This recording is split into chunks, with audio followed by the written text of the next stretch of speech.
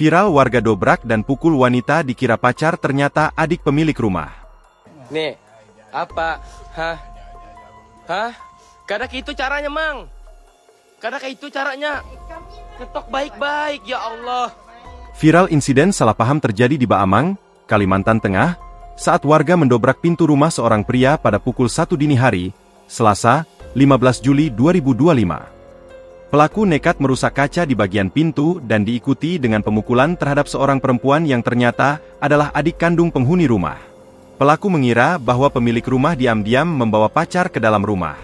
Tak sampai di situ, pelaku yang emosi buta juga melakukan pemukulan terhadap seorang perempuan. Padahal, perempuan yang dilihatnya adalah adik kandung pemilik rumah sendiri, yang sudah lebih dulu melapor bahwa ia sedang menginap. Kayak ginikah bagian keamanan Wengga Happy Timur? Mendobrak pintu rumahku jam 1 malam.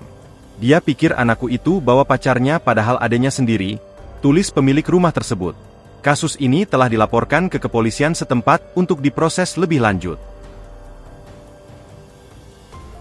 Download Tribun X sekarang, menghadirkan lokal menjadi Indonesia.